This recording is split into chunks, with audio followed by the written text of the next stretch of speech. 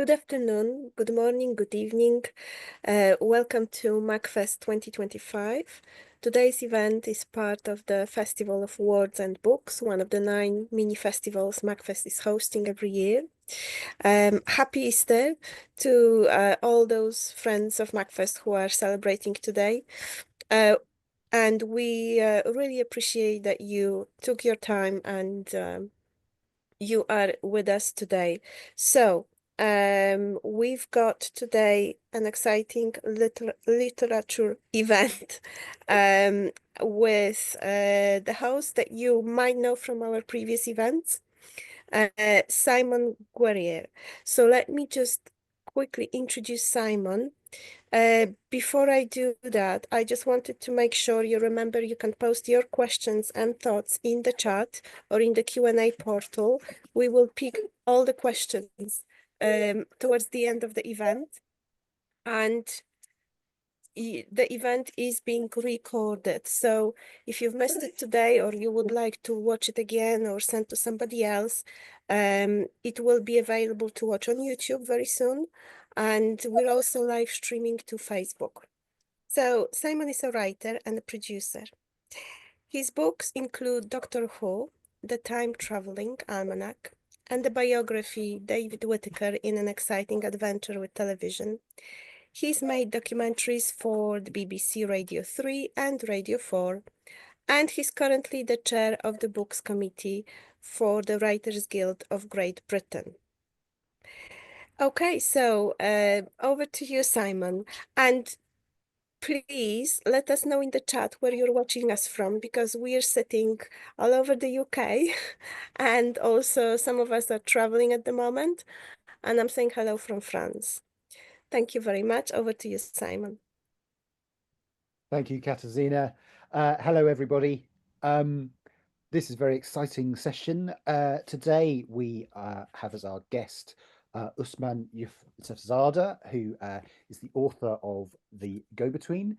Osman is a visual artist and writer whose work in sculpture, moving image and textiles has been exhibited at such venues as the Whitechapel Gallery, MCA Sydney, the Darker Arts Summit, Icon and the V&A.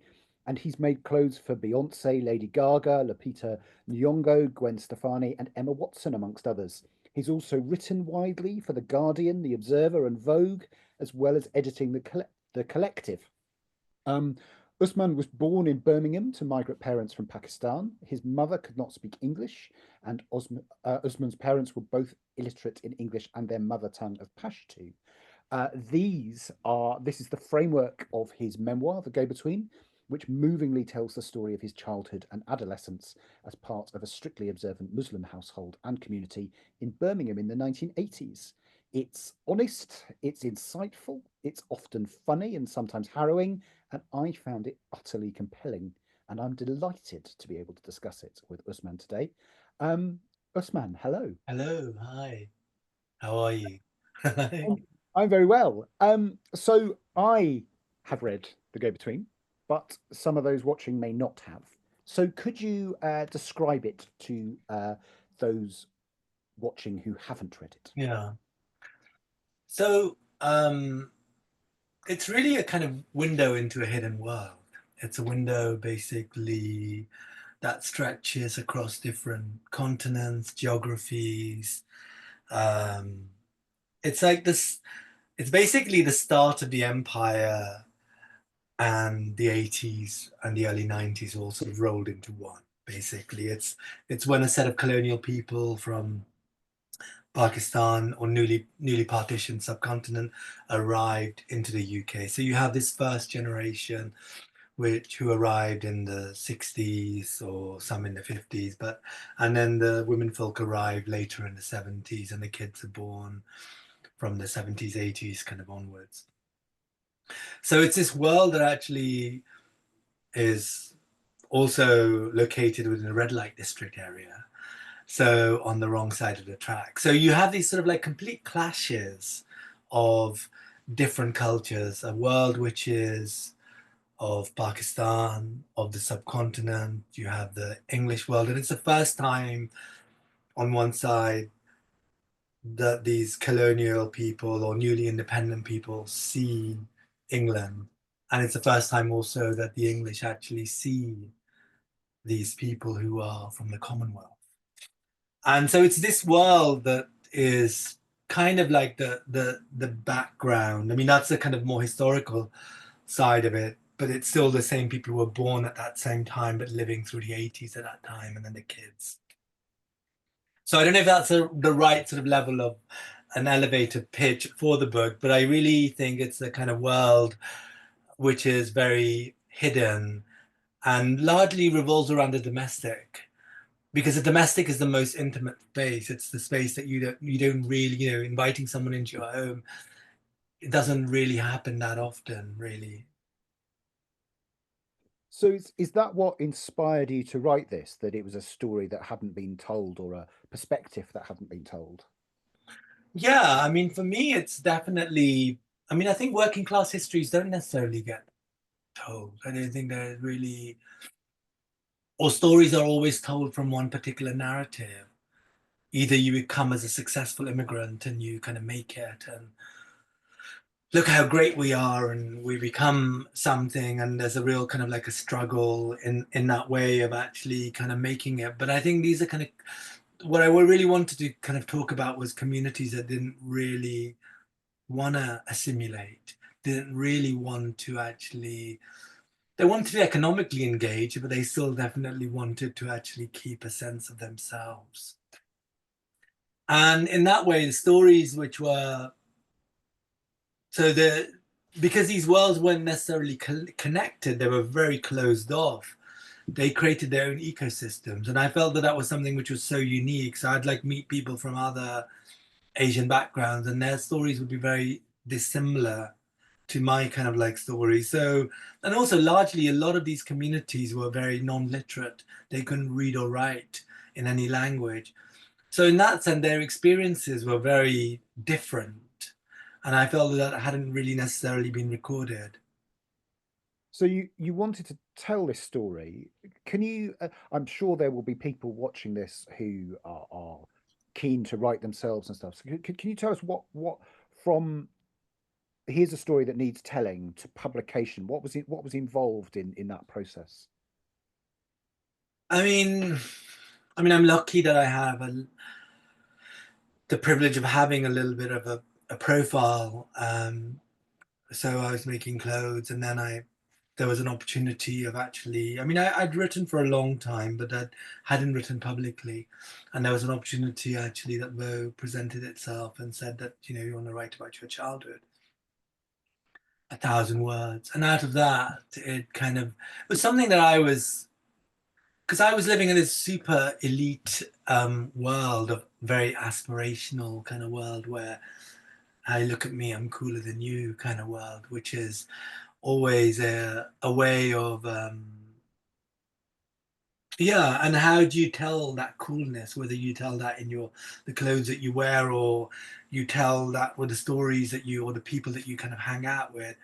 So I always felt that I was in this sort of massive imposter. Not only, you know, I think most creative people have a sense of like sort of imposter in relation to like talent, or, but I really felt that an imposter in sense of a cultural sort of like a connectivity, that there wasn't really a world which really overlapped. I came from somewhere which was really so far removed that there's fashion everywhere, but there isn't really a sense of actually, you know, most people who consume fashion at that level tend to be sort of like quite posh houses and posh people and can afford to wear a £6,000 dress or something along those lines. So there was these real kind of like disparities across this kind of world. And in that way, that sort of opportunity, I really wanted to kind of, and I thought, okay, yeah, fine at that stage. And I'd mimic, there'd be a kind of world. I feel like I'd survived in so many ways of mimicking and kind of like, you know, being a bit liberal with the truth of like, you know, my background of where I came from. And I thought this was actually really an opportunity to kind of like open a different world.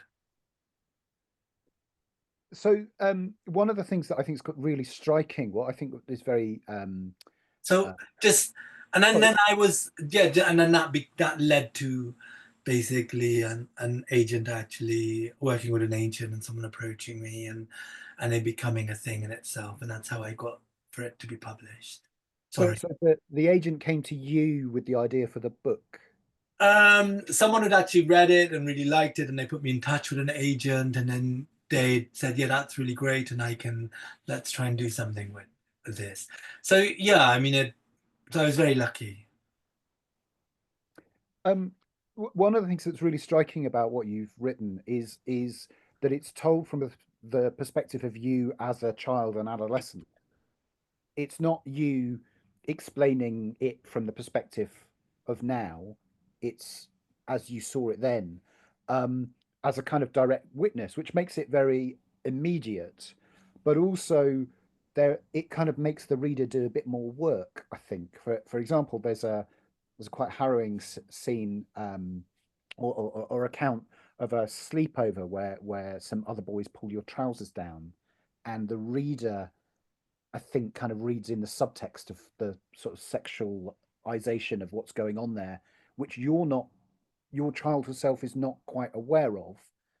And I found that really interesting as a kind of, I guess, a kind of literary frame for the book all the way through.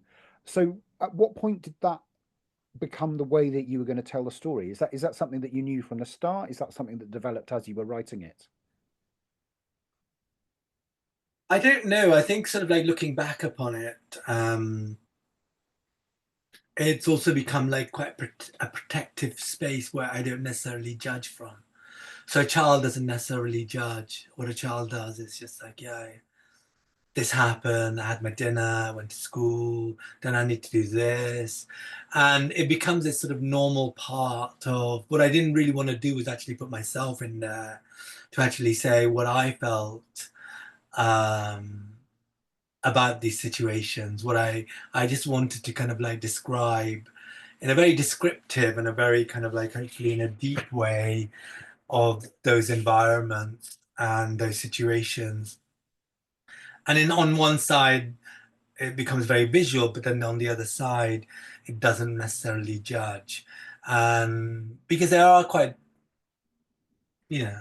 difficult sort of like topics to kind of deal with in those situations, and it doesn't necessarily become a thing of like, oh yeah, I think that this needs to have been done, and how shit was this, or how bad was that. So I think it allowed me a space to be able to keep a distance of, but then, I mean, an adult reader automatically sees it in a different way. They fill in the gaps. They basically they see it in a different way. So there's a kind of like, there's the reader becomes quite polyvocal in a way. There's a person's experience who's reading it, but then there's also this kid who's telling a story, and then but there's no real kind of like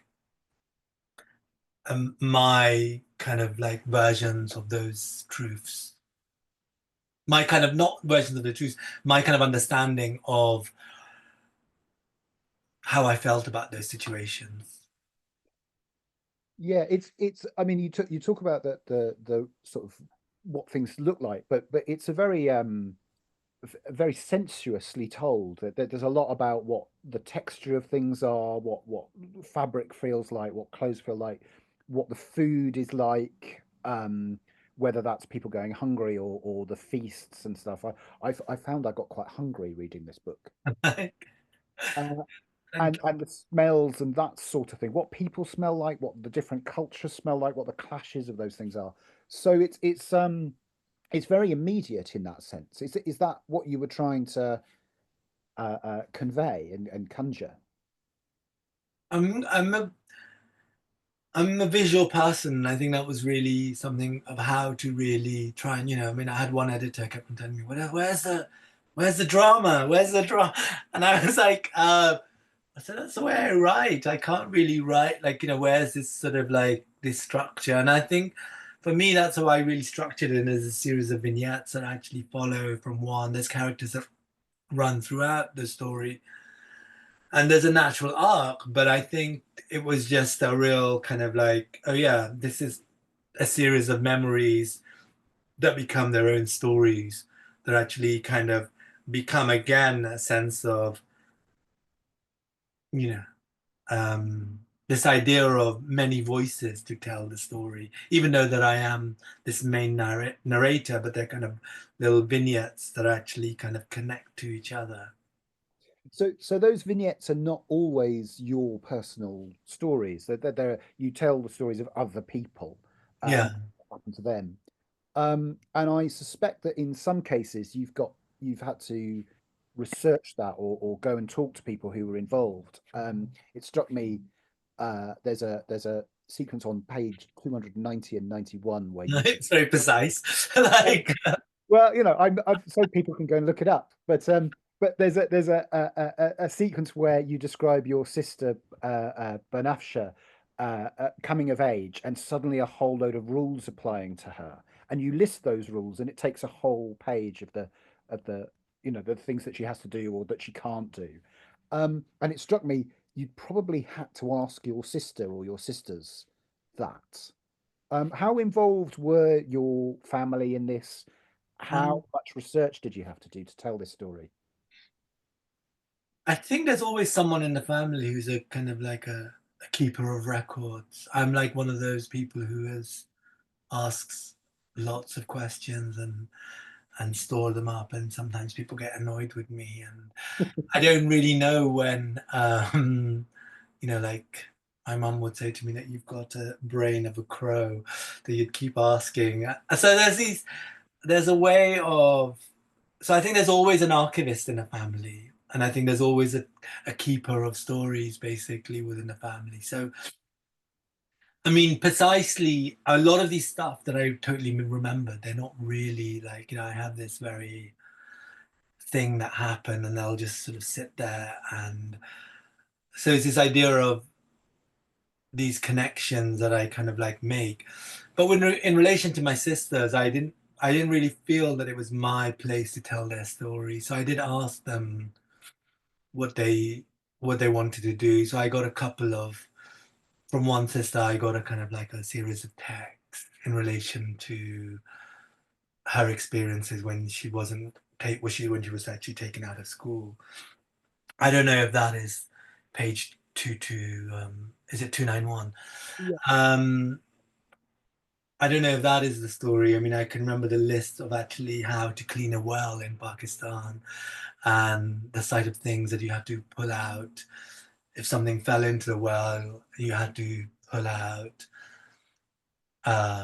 like 20 buckets of water or 10 buckets of water. So there's this kind of real idea of ritual that also runs through the book. This ritual of actually knowing yourself, and the act of ritual allows you to be who you are.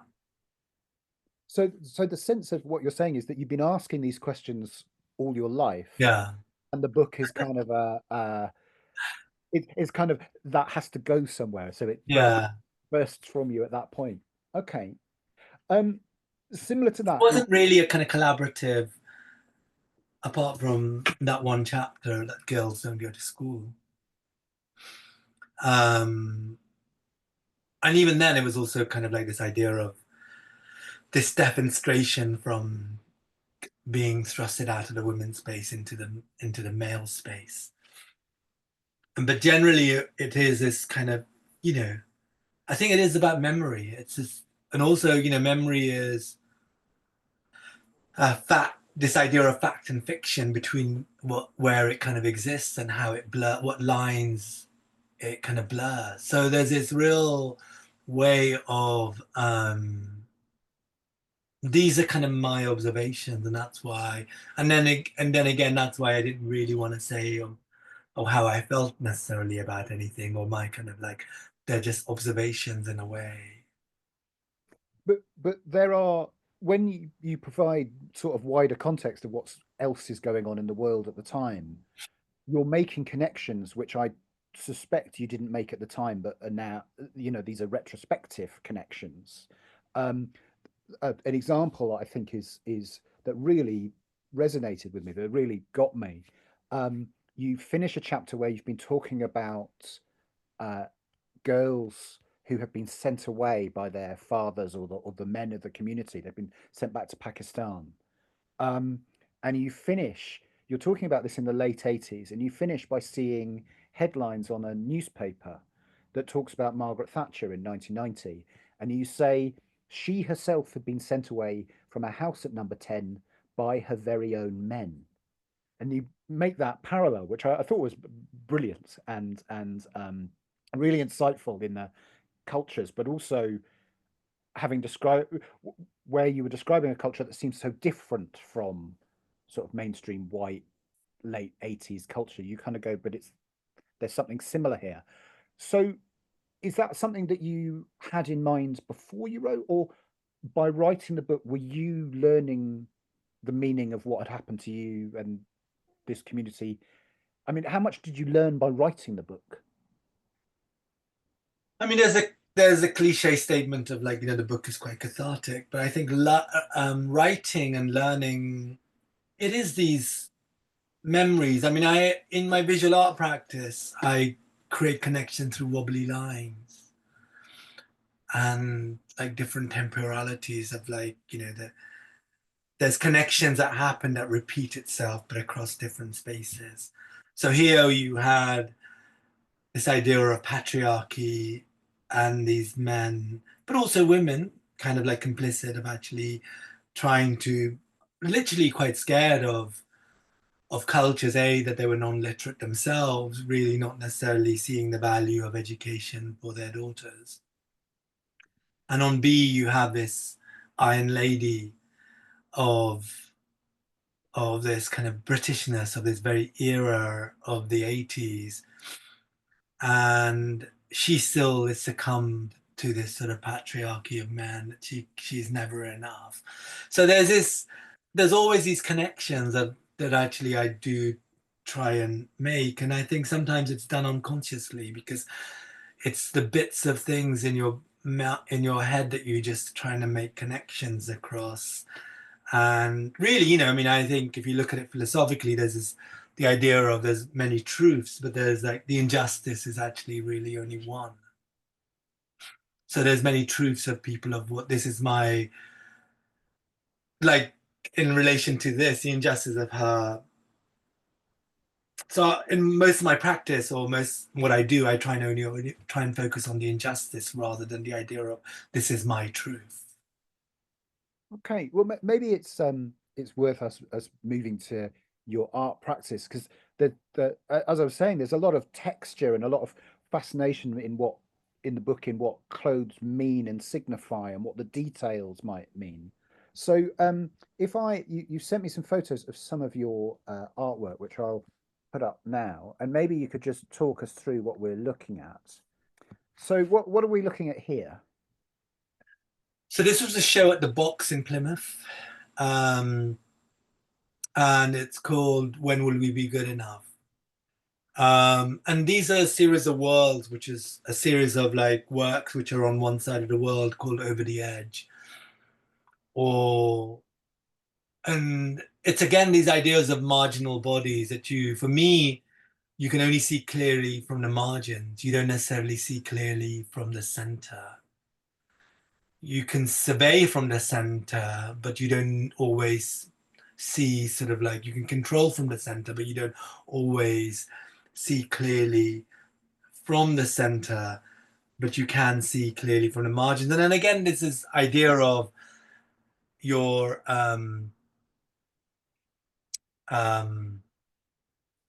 again, these kind of colonized marginal bodies, these queer bodies, these bodies that don't necessarily are incorporated into the kind of like the central kind of space, but they always exist on the margin. So these are, I mean, really we're starting backwards on this show. So in my head, it's actually but they're a series of tapestry works fundamentally, and they're a series of works which are largely from sort of athletic 50s magazines, soft porn magazines, which become sort of very marginal figures in this series of tapestries that occupy the show in Plymouth, and they're just observers on the scene. It's the same way that, when you have you have something that's actually kind of cool, where it's on the fringes, it's seen as cool, then it gets incorporated into the center and it becomes kind of like capitalized,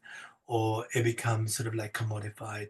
So I always quite like this sort of marginal space on the edge where you feel like there is a space for you to resist and actually not necessarily be part of a dominant framework. Okay. And so the next one is part of the same Yeah, series. part of the same series, yeah. So there are a series of like these bodies that are just visual. So the show was really about, if you look at colonial shipping routes and you look at undersea data cables and you put them on top of each other, they mirror each other. So again, this idea of how do I make these connections across wobbly lines and wobbly histories, this idea of colonial histories and colonial shipping routes. And then you look at underwater, basically you have another set of cables which are running another history in itself, laid across on the telegraph history, but then those those are kind of symbolized again by our new overlords. So our new colonial overlords in the show become Elon Musk, Mark Zuckerberg, and Jeff Bezos, and they sit around a carpet, which you'll see later, and the carpet sings to them.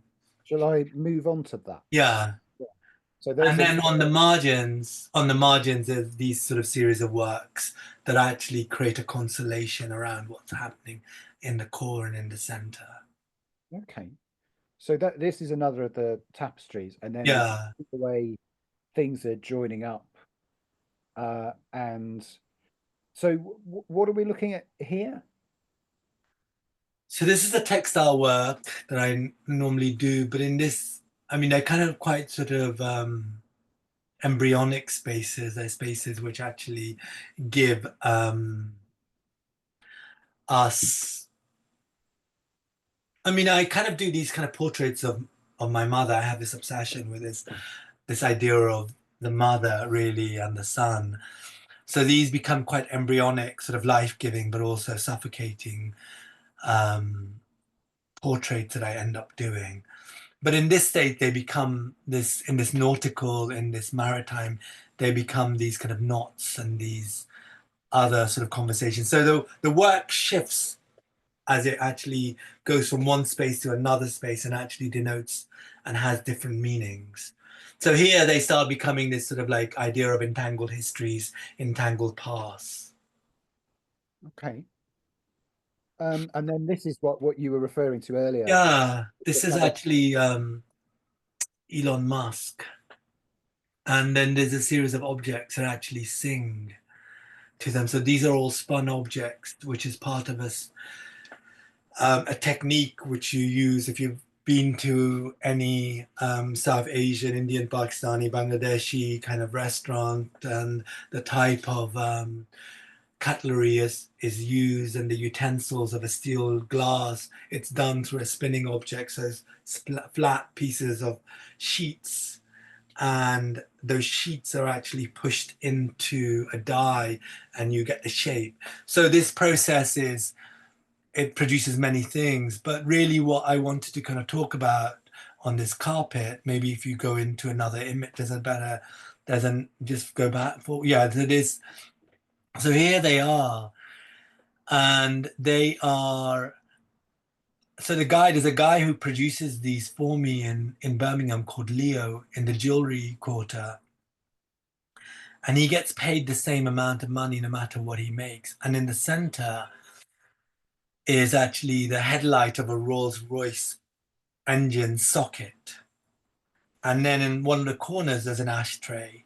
So when that socket becomes part of this car, which ends up being sold for £500,000 or £250,000, depends what spec you go for, whilst the ashtray is sold for £10, less than £10, but he gets paid the same no matter what basically he makes. So this idea of value and the value that actually that exists in this carpet that actually sings, and these voices that are never really heard that lament. And so there's a kind of this connection of this extraction, that we are continuously extracted, that our value, I mean, where is the value located in this work? Because, you know, we're giving back through the technology that we use, through our data collection, how it's actually fed into AI, how basically we're feeding into a system that actually learns from us but sells back to us. So there's this kind of world building which is across these kind of wobbly lines of this labor, where the power and the overseers, which are again looking straight into or surveying this kind of like landscape of labor. And you've got the three tech bros as Roman emperors. Yeah, as our new overlords. Yeah. Yeah, are they specific Roman emperors? Are those busts an archaeological thing, Yeah, or they are. They're actually kind of like sites from the Louvre. So we can go online. You can get some. You can get scans, and they're polygons where you have. And then what I ended up doing was actually fixing in a computer generated model, which fixes takes many images of Musk and these guys, their heads, and that becomes a generated image. And that is, so there's a process in actually making those. So that's milled out into foam, and then that's hard coated, and then then a mold is actually made out of that, and then it goes back to traditional techniques. And those traditional techniques again are kind of done with jesmonite, but this way of actually, it's a tool of making this kind of like this facsimile or this kind of version of these guys, but across different timelines as these Roman boss, again, to now this ideas of power. And they're easily available, these busts. So they kind of but they are Pacific emperors. One is Cyro, which is Mark Zuckerberg, and I can't remember the other two, which is really embarrassing. But I just went on it very visually rather than, but I do have the names listed somewhere. So they're part of this sort of like idea of connection, these histories of power as these new overlords. yeah, it's such a compelling kind of juxtaposition, and I think it's similar things are going on in the go between. I'm conscious of time, so I'm just going to remind the audience that if they want to ask Usman questions, to put them in the chat, and we'll come to them shortly. Um, I'll just go through it. There are lots of images of your artwork on your website, which I recommend people browsing through. But I'll just go through some of the slides to show how more of the sort of juxtapositions and connections that are being made. So here, parts of the same room.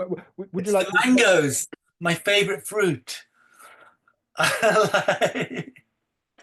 And this idea of kind of fertility and abundance moving from, and also its value moving from one geography into another geography. And again, this our obsessive sort of, need of consumerism. It sort of like nods to Andy Warhol, but also sort of diasporic life as well. Yeah, and the contrast between the bright color of the product, Yeah, and the sort of muted tone of the transport system. and at the back is Lord Byron. So Excellent. these busts are actually, so those are busts from the archive mixed with these oceanographic sort of objects, which were from Papua New Guinea. A lot of the missionaries actually brought back with them. And then here they are basically tied around the necks. So these are living objects for these people from Papua New Guinea. So there's a kind of conversation of restitution here, of who belongs, because for these people, these objects are ceremonial objects. They are living objects that actually have a power. And here, this is the first time they've been shown. They've just existed in these cupboards and these drawers within the museum, and it's the first time they've actually been brought out. but they're hung around these kind of necks of these very sort of like, again, these kind of figures of appropriation, of Byron's idea of actually, you know, dressing up like an Albanian or a Turk, but still in the service of empire, like Lawrence of Arabia. These kind of ideas of actually subterfuge, but and again, this in the tradition of extraction. I'll move on just to show some more pictures. Sadly, we don't have time to go into great detail now, and that's the end of the slideshow. Anyway, we've got lots of questions. So before I get to the questions, I just wanted to ask. So the Go Between is a story that as you say, you didn't feel had been told, and that it was a world that hadn't really been shared outside of that community. What kind of responses have you had to it? I think, like, you know, I come from a community that doesn't want to be documented. It's not a story that actually really wants to be kind of like told, and I think that's fair enough. You know, I think there's a kind of like in that sense, they're kind of, I think there's a notion of saving face, but I don't think I was. I mean, I don't know. I don't think I was bad. I not just this very simple word of being bad. I don't think I was very. I think I was just sort of honest, but still quite loving and compassionate to a kind of like a community that actually tried to make a life in another space, but their worlds were so different, but that they couldn't necessarily, you know, it's the same community that Kemi unfortunately calls a peasant community in a way now, or the grooming gangs, or those type of worlds which are seen as not necessarily being able to kind of like are at odds with kind of British values. But for me, it was a story that needed to be told. It was also my story. But I mean, I've had like amazing feedback from even women and girls from the community who said these are the stories of our mothers and of our sisters that really needed to have been told. But on the other side, I've had like, you know, members of family who don't necessarily feel that it's a story that should have really been told, that I somehow told a story in the wrong way, when it should have been actually told in a way of a glorification of a particular time. But I think that's already there. That sort of idea of resilience and resistance is so intrinsic in the work. And yeah, so sometimes I feel like I've written a book and lost a family, and other times it's okay. There's people in the chat who are commenting how you know, I'm not going to get you to look at it now, but just say there are people saying that it resonates with them and things that you're talking about. But one of the questions here is, what advice would you give to emerging creatives trying to use their voice for social change? I think you have to. I think you have to take people with you. I think, you know, where I think you have to create community, and from community you can really, you have a voice, and from there you you know, I mean, it's not like going to speakers corners on a Sunday. I mean, I think there's people who are like, you know, you just don't shout out into a crowd. You have to create community, and you have to also take people with you, and you have to open doors for other people. And I think when you do that, you create a space which is quite sort of has its own power. And I think, you know, for me, fundamentally, I say if I tell you my story and you tell me your story, we've already created a space. We've already created a space of more hopeful futures, more cohesion. And I think that's something which is really quite important. So I think for anyone actually wanting to use their voice for social change, I think it's about actually taking people with you. And it's not always about yourself, but it's also about, I don't know, opening doors for others. And I think simultaneously that creates an ecosystem in itself. Excellent. Lots of comments are saying that listening to you is very inspiring. But that idea of the conversation, what the title of the book is The Go Between, and what I was really struck by is an awful lot of what you're observing in this book are very strict binary divisions of one sort or another, whether that's Muslim and non-Muslim, or immigrant and people who are born in the UK, white and non-white, male and female, the rules in the house as opposed to for navigating outside, the difference between Britain and Pakistan, all of those things you're kind of moving between. And then towards the end of the book, when you are in London studying at Central St Martin's, you describe what I think is quite a formative moment when you're out in a bar with your friend Emma, and you say that for the first time you saw genders become fluid. And I think that seems to be what you're embracing, that idea of being somewhere in between these binary oppositions in all of these ways. Is that how you understand the go between? Is that what you were? Is that what you take ownership of as a result of this book? I mean, I don't know. I I thank but not thank my editor for the title, because um, my original title was called God and Jelly,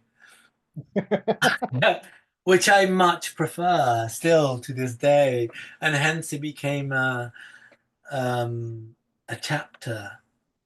But I do understand the idea of the go-between, and I think there's also another title which I was a bit worried about, the L.P. Hartley title of actually the go-between. And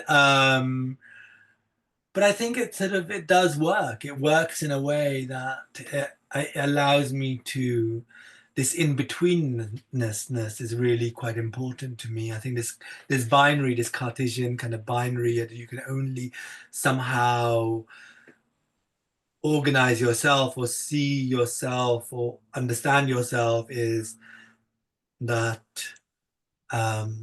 in opposition of black and white, of these very kind of like one space against another space. But in a way, those spaces leave traces in those spaces, just as the same way, you know, when I kind of write about the prostitutes, us kind of like expelling them out of these areas, we're still actually trying to expel something out of ourselves.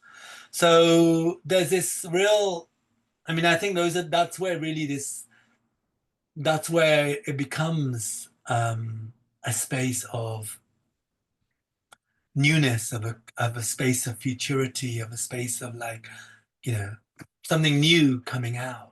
I mean, we're all happy when something is so bordered and distinct, and it can just be codified and put in a category. And when you put in a category, we understand it, we can label it, and that's the end of that. But I'm much more interested in these sort of spaces which kind of like blur these lines of understanding. It's very specific in where it's set, and yet I feel it's quite a universal. So you seem to be tapping into something universal here, I think. And I note the chat tells us where many of our audience are coming from. We've got someone in Brooklyn in New York. We've got somebody from Bermuda, somebody from Jakarta. We've even got somebody as far afield as West Lancashire. You know, very exotic. Very exotic. And I wondered, you're kind of sharing your ideas. Did you have a sense of who you were writing for?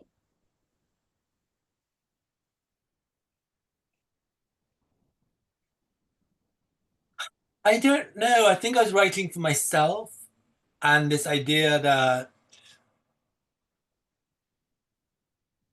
I mean, I think there's these confusions of like these ideas of my story. There's this hierarchy of pain. My story is worse than your story. Oh, I've had it tougher than you. And there's many different kind of like conversations of, but I think for me, it was really the stories of these of my sisters and my mother's, who's I felt was something that hadn't really been um, told. I mean, I had the privilege of my gender. I could leave. I left Birmingham at the age of 18, and I came to university to come to London, and I had that privilege. But there was this idea of a world which was there, which was very bordered. It couldn't actually move out of its spaces, and it was very confined. And it was an area that I still took me a long time to really understand. And I felt writing about it allowed me to kind of like understand these spaces. And I think there was a tinge of this idea of, oh yeah, look, um, I mean, I used to lie a little bit. I used to lie that my dad was a businessman. I used to like, when he was unemployed, or that my sisters were at university when they were taken out of school. So there's this kind of world of actually pretendness, of like mimicking a world that I was trying to walk through, and I didn't really want to do that so much. I just felt that it wasn't really. It was quite shaky ground. It wasn't a ground to be able to kind of really walk on. It wasn't foundational for me. And when I wrote the book, it became a space where I could really grow many other things from it. I hope that answers something. Yeah, no, absolutely. But I felt that the person you were addressing in a lot of this was your mother. And the irony of writing a book to talk about these things when your mother couldn't read really struck me. But it felt like you had things that you wanted to tell her. Am I reading too much into that? Is that Yeah, I mean, I told her that I was going to write a book. She said, that's the most stupidest thing that you could do. Because why on earth would you want to write a book? Who writes a book? fair, Yeah, I mean, I think there's this kind of idea of, the idea that the writing could never really encapsulate everything that's actually kind of spoken or nuanced.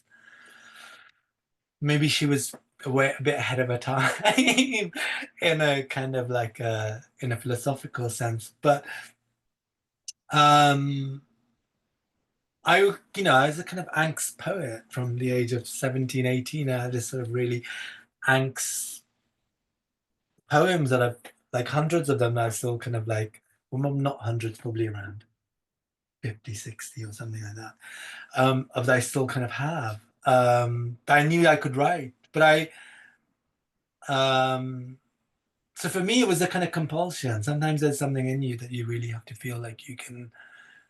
And yeah, I mean, sometimes I really feel like I shouldn't have told their stories. I shouldn't have opened that door. But on other times, it's also kind of like my stories, and it's the stuff that I do as a storyteller, whether it's through kind of like making and an art practice or writing. It's something which I want to do, and I feel like I probably have. I didn't know what an artist was when I came, and until I came to London. My both parents are craft people. My mum makes stuff, and my dad's a carpenter, and I come from a generation of craft people in relation to my caste in Pakistan. So this idea of making, but that's always very transactional. I do something for you, give me some money. But then this idea that I do something for you and I don't know if I'm going to get any money or not, it seems like a sort of very middle class luxury. And for me to try and actually occupy that space has been like a bit of a dance to like, oh yeah, I think I have this language that I really want to tell you, and got something to tell you which is a bit important, and please listen to me, and it's urgent or not. But I mean, there's so many voices, and it's like trying to who gets heard and who doesn't necessarily. But I don't know. It's a struggle. It's a continuous path. so what are you working on now? What can you tell us coming next? I'm working on a book of poems and a book of drawings. I have a show opening in Southampton, so if anyone's in Southampton in October at the John Hansard.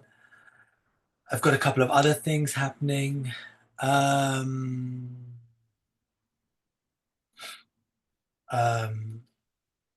I have a couple of other things happening next year, which I can't really kind of like talk about just yet, haven't really been announced. I still have my crazy PhD. Um, and yeah, I'm still kind of like trying to sort of juggle a few things, yeah. So we've had a few questions come in while we've been chatting. Are there any areas where community collaboration plays a role in what you're working on? I always open up at least 20% of my projects to sort of like give space to community. And that community is something which is so I have a small little show now in Battersea, and hopefully I'm going to open it out to my PhD colleagues. So it's the idea of giving over space. So they can come and do whatever they want. They can bring their own work in and actually put it up on the walls in relation to the world. We have a conversation. So it's about like trying to open up.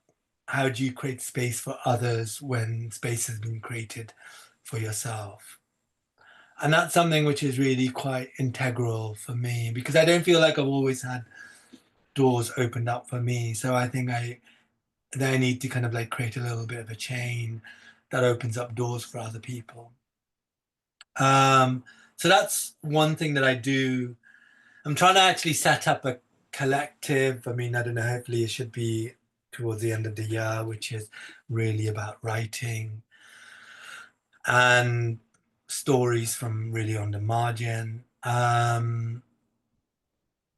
So yeah, I'm trying to create a space around that. So yeah, I mean, I don't know. I mean, I think it's about, I mean, sometimes when you create community, there's always a leader and you create a cult, but I don't know what else you can do. We always like, and I don't really want to be at the helm of a cult. I don't really want to be. I think we're kind of like, I was speaking to someone the other day, and this idea that we're all docile human beings, and at the end of the day, we'll elect leaders, and our leaders will actually do better for us. But we all work for change, and we never get change. We all work for, and that's our kind of like conundrum that we have now with party that we all kind of like, you know, we thought that we were going to get something, but then we've just got something where it's kind of like another version of something else. So I think for me, creating community is many ways. I mean, I'd love to, you know, I'd love to create more community in my, but I feel like I always have to I have to live as well. And so I'm just trying to get to a space where I can really feel, but how I can create community. But what I definitely do is each time I have a show, so in the Icon Gallery in Birmingham, I set up a migrant festival, which was just opened out to anyone, and anyone, they could put it up on their CV and they could come and actually say that they had a show at the Icon. In a way, they could come and do something. The same way what I've done at Plymouth, at the Box, we're doing a symposium again in September where many people can come and actually see it as their own, and they can actually talk about their own work as well. Then the same thing I did at the V&A, we had a symposia which was across many divisions where people could come and perform and do different things. So it's like programming or opening my own space up through, I'd like to do more of it, but it always takes a lot of time, and also means that the museum or the space has to be open up for it. Okay. I think that covers one of the other questions we have, which is how have you forged your community? I think that's an ongoing. I'm also an introvert as well. I've only kind of taken quite a long time to actually be able to speak like kind of very publicly. You know, I'd rather kind of like listen and observe, and as you observe is in like the go-between. But I don't really, you know, so it's like taking up space is always sometimes problematic for me, but I feel like the older I get, the less I kind of like, not necessarily nervous, but I don't really care as much. But at least I solidify my own views. So is that you've kind of, through your work, you've kind of found a voice for yourself, and having found that, you kind of have to, there's a responsibility to use it. Is that? Yeah, I think there is. I think there's definitely a responsibility to use it. And I think we're not really, you have to use it. You have to, I mean, if you have privilege, you have to stand with something. If you have privilege, you have to stand with the oppressed. Or you have to, for you to make change. I don't think there's any other way. I think we're set in a system that actually just says, as long as I'm okay, it's fine. We can just see what's going on in the world. And but if I kind of like, if I rock the boat too much, then my own security will somehow become a bit more precarious. And I think we still need to live on that edge, really, where we still, if we have privilege, we have to be quite vocal in relation to where we stand and what our politics are. I think that might be the place. It's coming up to 3 o'clock. That might be the place to leave this. I'm just going to hold this up again. Can I hold up mine? I've got it back here. Double. Amazing, compelling, funny, sometimes harrowing. A book to live with you long after you read it. Osman, I'm so grateful for. Thank Thank you very much. It's been a delight, and I'm looking forward to seeing what you do next. Thank you so much. Katarina, Katarzyna, I will pass back over to you. Thank you so much, Usman. Thank you, Simon, for great hosting. If our audience still have questions later after the event, after they read the book, I'm sure it's okay to send them on social media. We will pick them up. Enjoy the book, honestly.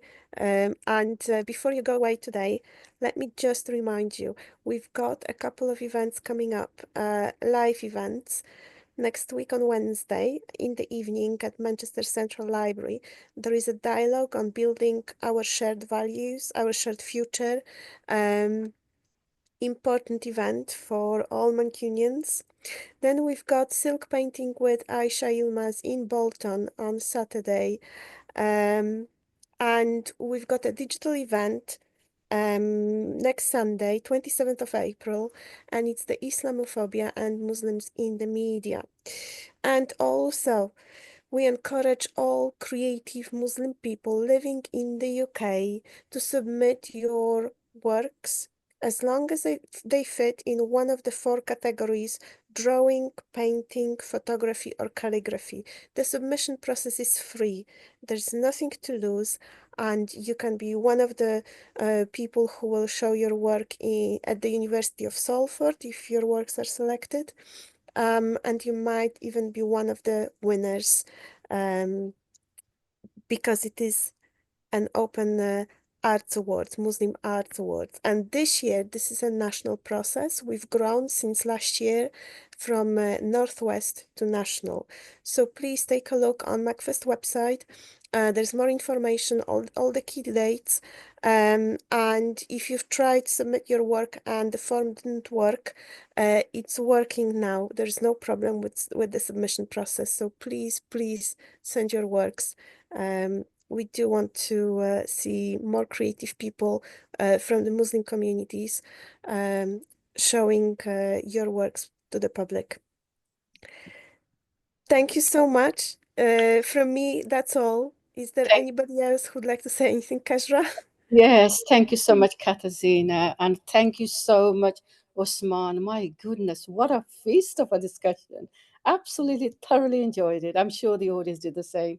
And thank you so much, Simon, for brilliant hosting as always. And I could see the chemistry between you two. And as an author myself, I just found it brilliant in every way. Loved hosting you all. And of course, can't forget our audience joining us on an Easter Sunday, giving up your day with your family. So thank you so much, everyone. So assalamu alaikum wa rahmatullahi wa barakatuh. See you, inshallah, next week digitally, and see us at the Central Library talking about immigration if you're around in Manchester. Bye-bye for now.